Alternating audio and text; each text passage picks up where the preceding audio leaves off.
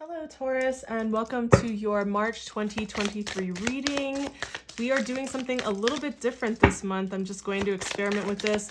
We're going to take a look at a card that represents which area of life your reading is about. So it's just kind of, instead of it just being a general reading, we're going to go with it talking about what theme or what area of life to direct the reading around. So let's see how this goes. We'll get into this and see how you like it. Let me know if it feels like it super resonates, if you like it and want me to continue with it.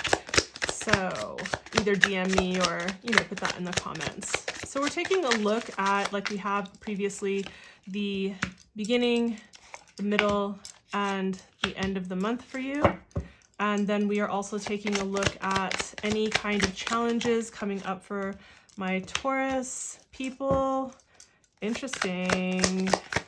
Okay, and then we're also taking a look at what spiritual guidance is coming through for you. We might actually get one more card, pull one more card around the spiritual guidance. We'll just see how I'm feeling when we get there. All right, so what we're starting out with is which area of life is this reading about, to help you kind of find a way to connect it to what's happening in your life, right? So make it more clear. So it's a little less generalized, even though it's still a collective reading. So we're taking a look at Scorpio. So the realm of Scorpio, that's some deep, deep transformational energy, right? So Scorpio is about that taboo, right? It's about sex and the occult and magic, and also about these like fears and our instincts, right? It has to do with deep, deep transformation. Oftentimes, like, the reason a fear is associated with that is because, in order to get to like that space, we often have to face the things that are really difficult for us to face to get to the other side of that transformation, right? It can feel difficult. So sometimes this has to do with things that feel sharp, things that can feel like loss sometimes. And also there's a sense of clarity that really comes. Think about whenever you've been in the face of something that, like, where your instincts kind of come on and you're feeling some sense of fear. Like, if you've ever seen a scorpion, maybe that's a moment that you can relate to, is having that kind of experience.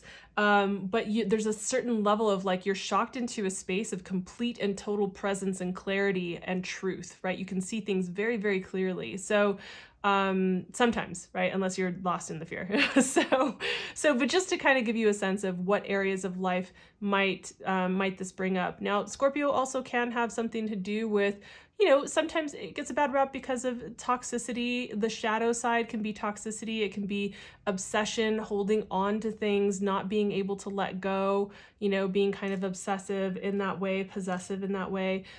So that, for anyone who might be dealing with themes like that around love and romance, maybe that resonates. But again, that's the shadow aspect. So please, just understand I'm talking about all the different aspects of Scorpio. This isn't like personally, like I'm saying every single Scorpio sun sign or rising sign out there is like this. It's just depends on the placement. But these are the themes of Scorpio.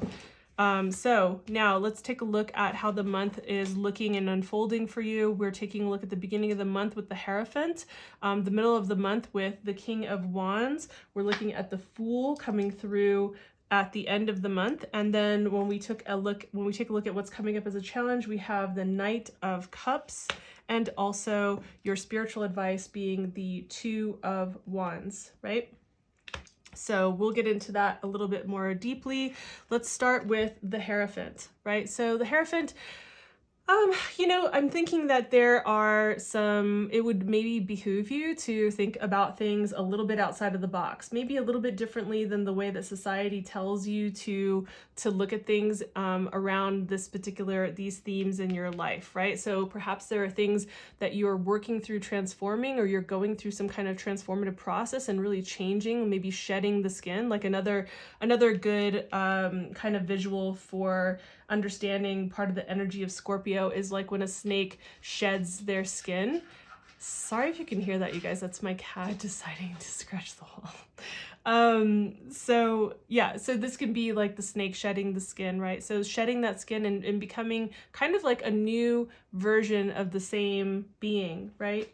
And the Hierophant is also about, learning. So this could also be about seeking out a sagacious leader, to somebody who maybe is wise counsel that you can ask for advice around, and distill some knowledge from about whatever it is that you're dealing with. However, I think the first intuitive hit that I was getting with this had a lot more to do with the thinking outside of the box. Then we come into the middle of the month, and this is really about stepping into your power. I feel like this is a really nice progression into the month, right? So we're looking at stepping into your personal power, stepping into a sense of leadership and empowerment. And, you know, the King of Wands is definitely it's a leader, right? A leader, an icon, someone who's really charismatic and inspiring, but someone who's also really motivated and inspired by his own ideas and by his own creativity. There is momentum and power to move forward and to create, right? And so I feel like this is a really beautiful progression into the end of the month of like coming into a new place, a new adventure, moving into onto something that feels like, okay, I've shed some skin. I'm thinking outside of the box, and like maybe I'm learning something that's helping me to think outside the box, right? Like maybe there's some wisdom that you're getting that is helping you to think differently about whatever area of life this is actually associated with. And then we have the King of Wands showing up as, you know, you stepping more into your personal power, stepping more into leadership. And I think owning all of this a bit more, owning the wisdom, owning your personal power and creativity and your intuition to move into a newer state that by the end of this month, which I think aligns well with the astrology that we have showing up in the month of March, is really just kind of saying like, okay, now I'm ready for the new adventure, right? It's almost like starting a new hero's journey, right? Because the tarot represents the hero's journey overall, like the highs, the lows, the bright, the shadow, all of it, right?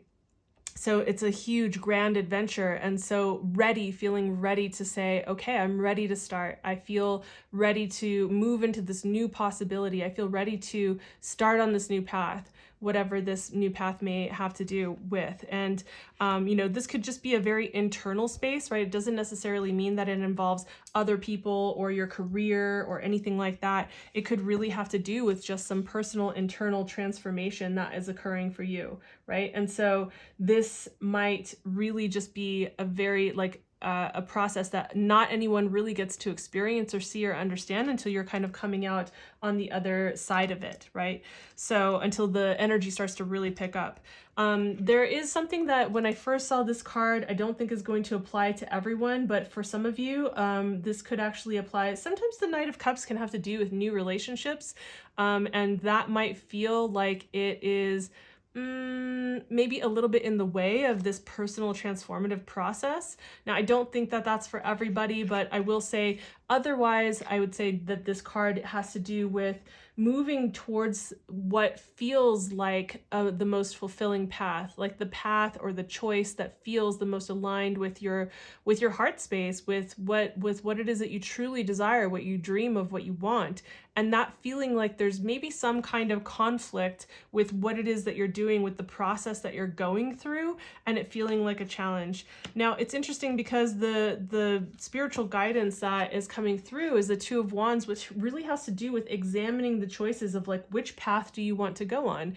So I'm getting that for this particular card, it's just saying like your guides are just coming in and saying, hey, I think that you need to take some time to really consider, you know, the path that you're choosing. Make sure that it's all aligned. Make sure that you're committed to the path that you're going to choose, right? Because when we're standing in the Two of Wands, we're standing on the precipice of change, right? We're standing on the precipice of like the world lays before us, and kind of like the Fool, we can like go in any direction that we choose, but we need to commit to take those first steps. It's like you have to decide, okay, I'm going in this direction, and so therefore I'm making this choice.